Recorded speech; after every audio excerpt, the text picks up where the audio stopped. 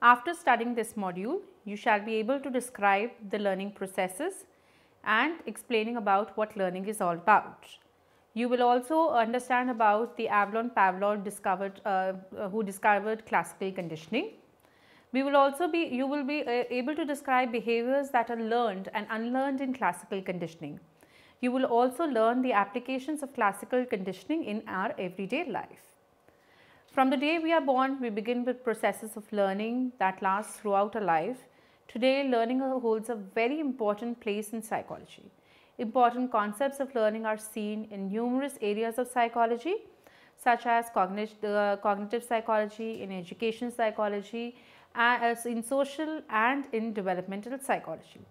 Learning can help in understanding our everyday life behaviors. We are born knowing how to perform certain behaviors such as breathing, sneezing and coughing. Learning can, however, modify even these biological programmed responses. People can learn, for example, to cover their mouths when they sneeze or cough. So, let us have an understanding of the word learning and its definition. The term learning may be defined as learning in which we acquire new knowledge or skill. Even a small child proudly tells others that he knows how to tie his shoes. But now learning is viewed as a process rather than a collection of factual and procedural knowledge. A more useful definition as follows: learning is any relatively permanent change in behavior brought about by experience or practice. So, by this definition, there are three things which we can cover out here, that learning is relatively permanent. It refers to any changes in behavior due to our experience. Researchers have also suggested that once people learn something, it is always present somewhere or the other in their memory. We can also understand with the definition that learning is through experience or practice. Learning depends on the experience of people also. Painful or noxious experiences are not forgotten easily and tend to last for a lifetime. Does all changes lead to learning? This is another aspect which we can understand through the definition. No, it is not possible that all changes can be accomplished through learning. Some changes can take place through maturation also. As you grow, there would be certain changes which would be emerging through your genetic setup. Let us try and focus on some important elements or terms in learning. First is the stimulus and second is the response. Before we discuss the concept, what stimulus is, concept of classical and operant conditioning, let us understand what is a stimulus, because this word will be coming again and again in our modules. Stimulus may be defined as anything which is being perceived through our senses, which could be an object, an event or an experience that causes some kind of a response from your side. Stimulus can be very simple. It could be you can use it could be bell, it could be light, it could be tone, anything, or a complex one, that is text in books, lectures also.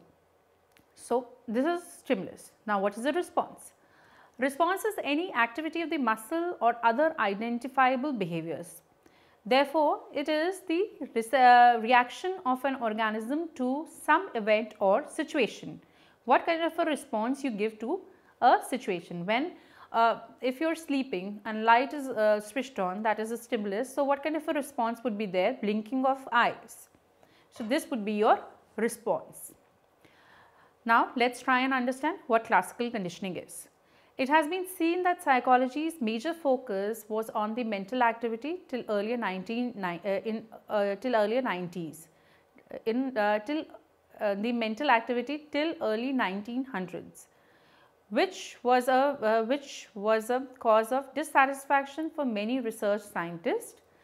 Till then also they were not able to achieve the goal of objectivity or scientific basis of research to the field of psychology. The result for achieving this goal was accomplished by not a psychologist, by a Russian physiologist, Ivan Pavlov, who studied the working of the body.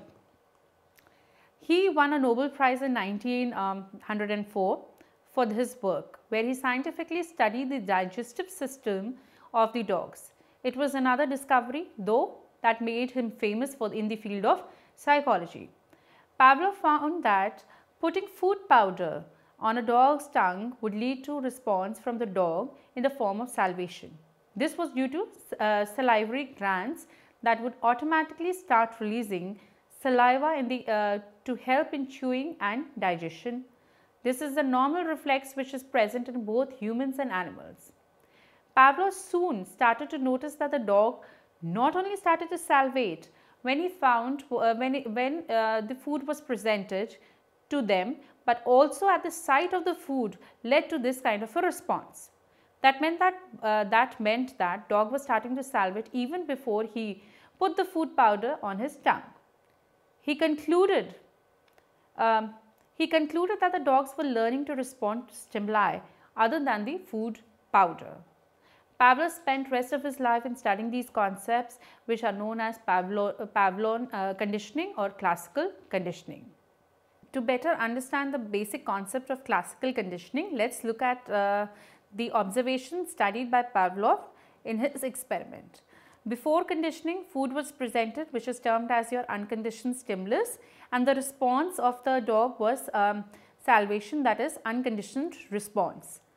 That was before conditioning. When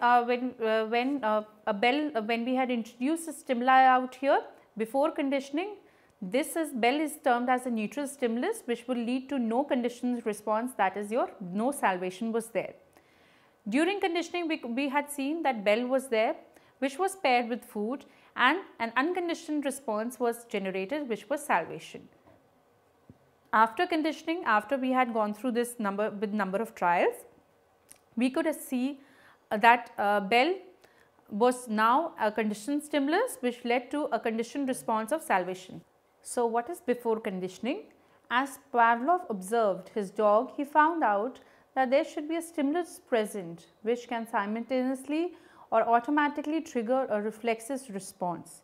Since no learning is involved in the relationship between that stimulus and the corresponding response, both the stimulus and the response are considered unconditioned out here. In the experiment, US is the food, which reflexity triggers UR, that is your salivation.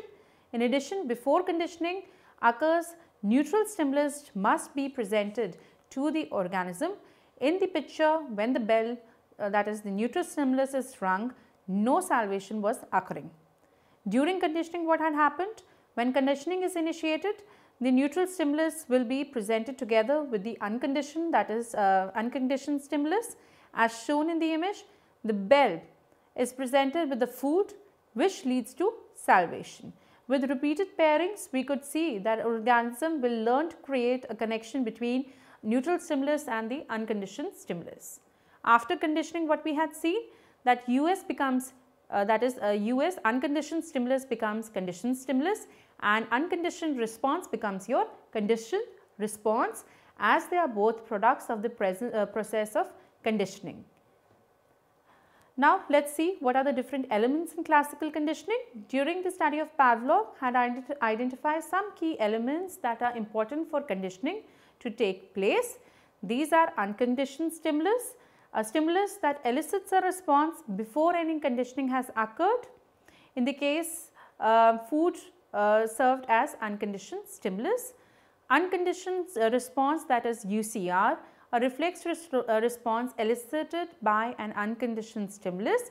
For example, food given to the dog is the UCS and the salivation to the food is your UCR. Conditioned stimulus, that is the CS, a stimulus that elicits a response after being paired with an unconditioned stimulus. In this study, the sound of the bell will not elicit the same response until conditioning takes place. And last is the conditioned response, that is the CR, a response elicited by a conditioned stimulus. Salivation to the CR, the salivation to the conditioned stimulus, the bell, is called the conditioned response. Some basic principles or important aspects in classical conditioning after understanding the key concepts or key elements are: the CS must come before the UCS, and the CS and UCS must be very close together in time. The interval should not be larger enough. The neutral stimulus must be paired with the UCS for several times. The CS, which has been decided to achieve conditioning, must be distinctive or stands out in order to elicit a response. Now, the role of conditioning in our emotional response. Let's look at the famous experiment which was done on human to assess their behavior. It showed that even an emotional response could be conditioned. Conditioned emotional responses showed that conditioned emotional responses are some of the easiest forms of classical conditioning to accomplish. Our lives are full of these examples or full of these emotions that can be conditioned. For example, fear, dentist chairs, advertisements also use people or objects to generate such emotional responses towards those products. If you take an example of Hero Honda, they basically deal with the emotional aspect of your culture, where they have in the ads they show the relationships of how youth basically bow their head in front of elders. The Indian culture is being basically covered in that ad. For emotional conditional response, and a famous experiment was also can also be taken out here. It is about little Albert and the rat. John B. Watson, the founder of behaviorism, believed that behavior could be explained in terms of learning. He demonstrated a classical experiment which involved a small child called little Albert, but referred as little Albert in this experiment, little B, Albert B.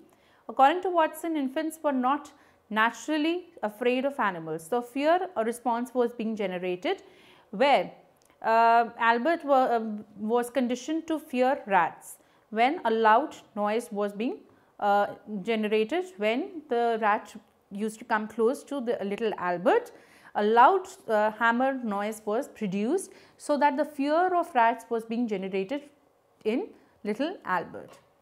About acquisition. Acquisition is the pairing the unconditioned stimulus and conditioned stimulus causes the acquisition of the response to the conditioned stimulus, and this is called acquisition.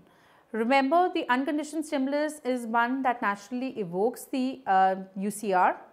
After pairing the CS and the UCS repeatedly, the CS alone will come to evoke the response, which is now known as the CR. A delay between presentation of the conditioned stimulus and unconditioned stimulus might not lead to association between the two. Next is stimulus generalization, the tendency to respond to a stimulus that is only similar to original conditioned stimulus. Animals trained to respond to a particular stimulus will respond to that stimulus only, and other similar stimuli will not be attended towards. Stimulus discrimination.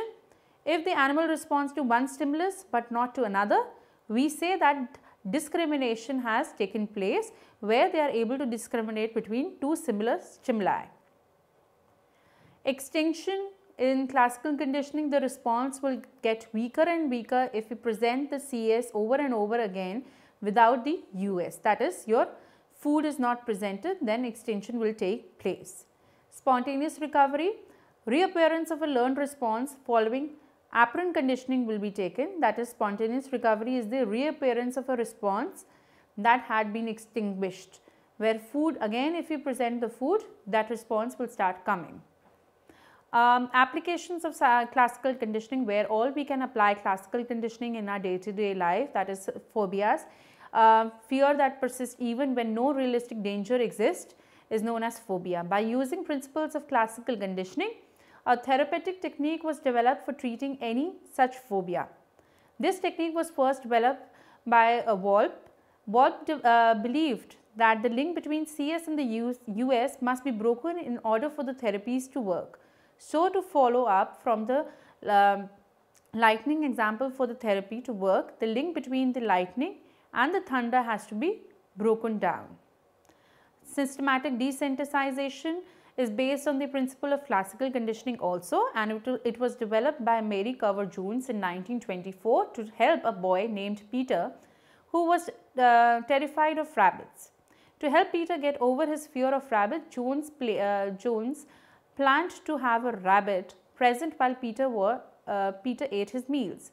She hoped that Peter's fear of rabbit would go through extinction and that he would come to have the same positive feelings for the rabbit that he had towards food. Next is biological preparedness. Biological preparedness is the idea that people and animals are inherently inclined to form association between certain stimuli and responses.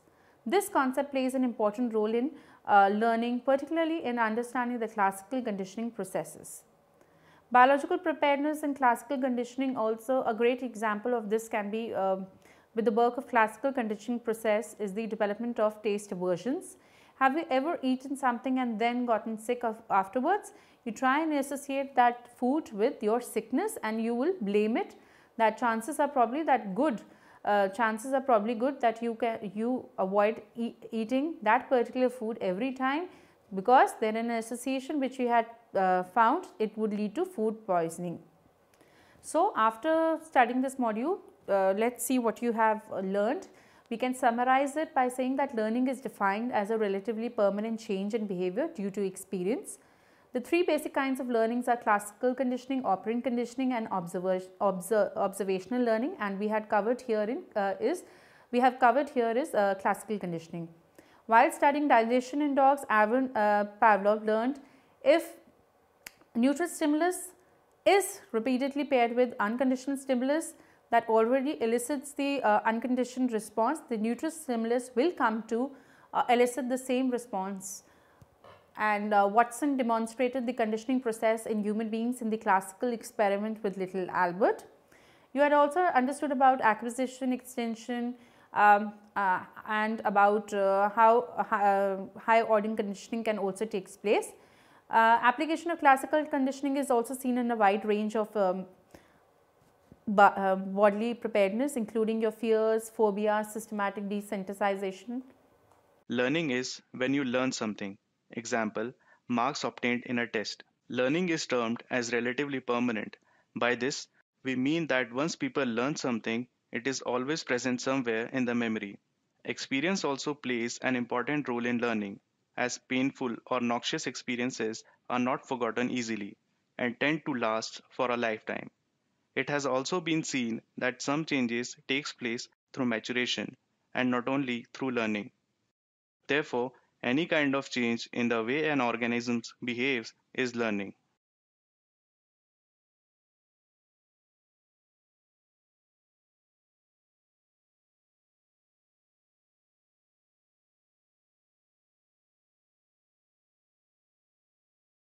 Before we discuss the concepts of classical and operant conditioning, it becomes necessary to understand the terms of stimulus and response. Stimulus may be defined as anything which is being perceived through our senses, which could be any object, event, or experience that causes response. Response is any activity of the muscles or other identifiable behaviors. Therefore, it is the reaction of an organism to some event or situation.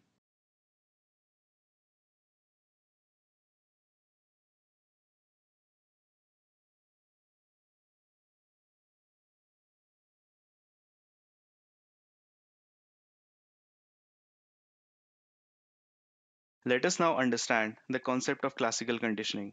It is defined as learning to make a reflex response to a stimulus other than the original natural stimulus that normally produces it. It was the Russian physiologist Ivan Pavlov who first identified the mechanism of classical conditioning. He won a Nobel Prize in 1904 for his work, where he scientifically studied the digestive system of a canine.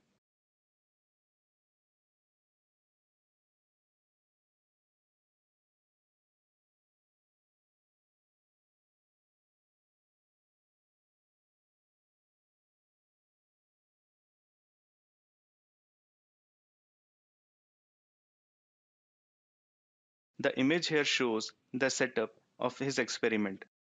Pavlov found that putting food powder on a dog's tongue would lead to a response from the dog in a form of salivation. This was due to salivary glands that would automatically start releasing saliva to help in chewing and digestion. This is a normal reflex which is present in both humans and animals. Pavlov soon started to notice that dogs started salivating before the food was presented to them, or even at the sight of the food. That means dogs were starting to salivate before he put the food powder on their tongues. He concluded that the dogs were learning to respond to stimuli other than the food powder. During the study, Pavlov had identified some key elements that are important for conditioning to take place. These are as follows: unconditioned stimulus, a stimulus that elicits a response before any conditioning has occurred. In this case, food served as unconditioned stimulus. Conditioned stimulus, a stimulus that elicits a response after being paired with an unconditioned stimulus. The sound of a bell is the conditioned stimulus. Unconditioned response, an innate response elicited by an unconditioned stimulus, usually either a reflex or an emotional response.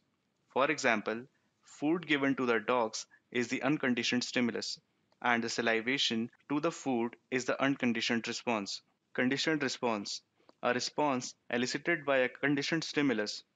Salivation to the conditioned stimulus, the bell, is called the conditioned response. To better understand the basic concepts of classical conditioning, let us look at the observations studied by Pavlov on his dog. Stage 1: Before conditioning.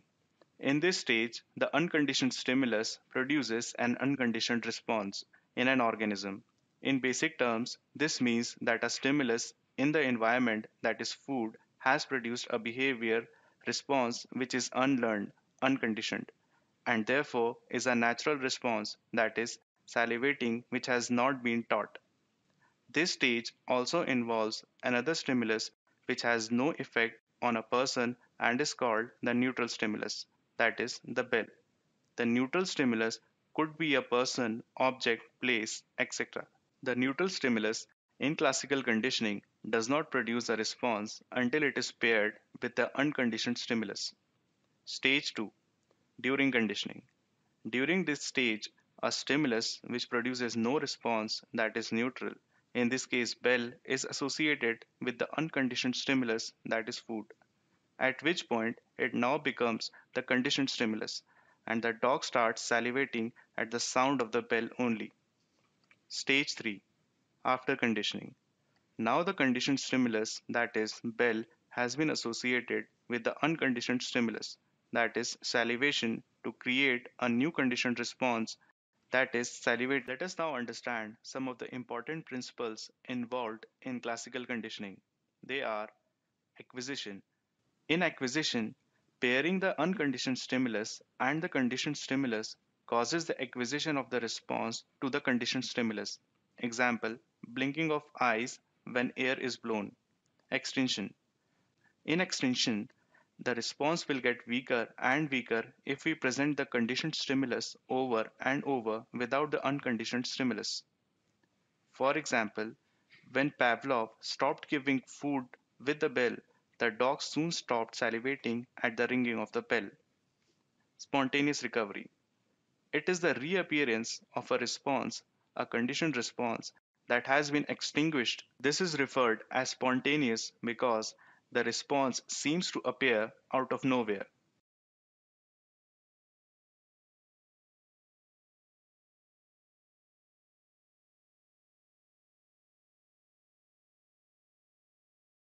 The graph here shows all the important elements involved in classical conditioning and also shows a response being acquired, going through extinction, and bouncing back during spontaneous recovery after a rest period.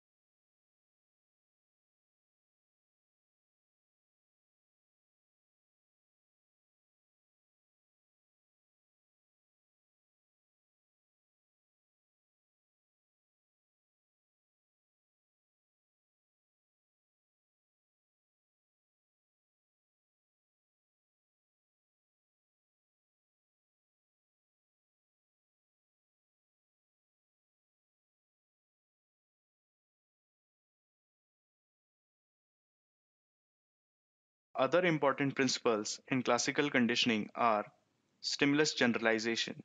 It is a tendency to respond to a stimulus that is only similar to the original conditioned stimulus.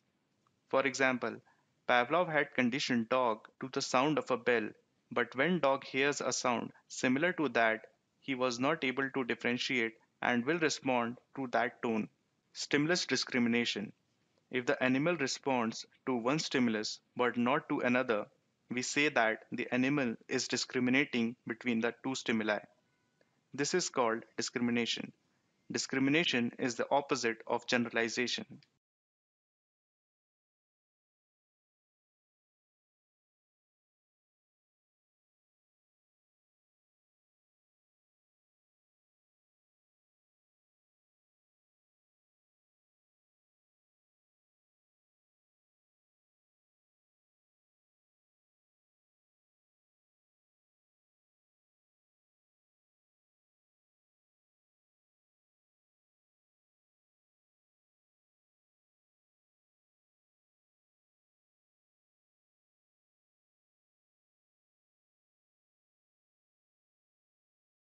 Till now, we have understood about classical conditioning, but it also becomes important to know where all it can be applied in our everyday life. It can be used in situations where fear persists even when no realistic danger exists. This is called phobia. It is an intense, unrealistic, irrational fear of a specific situation or object. Example, arachnophobia, fear of spiders. It is also used to evoke conditioned emotional response, a learned emotional reaction to a previously neutral stimulus. Example, dentist's chair. Last but not the least is the systematic desensitization. It is exposing phobic people gradually to feared stimuli while they stay calm and relaxed to treat phobia.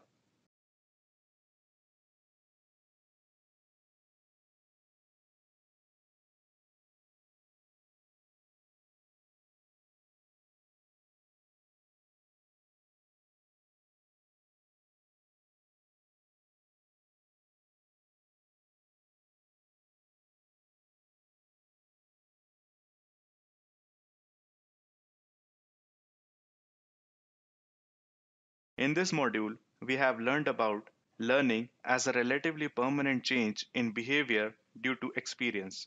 In classical conditioning, an unconditioned stimuli, food, that already elicits the unconditioned response, salivation, the neutral stimulus will come to elicit the same response.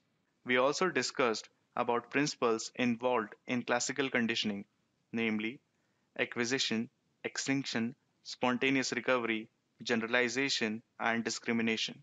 Classical conditioning has applications in the areas of systematic desensitization to overcome phobia and in the area of emotional responses.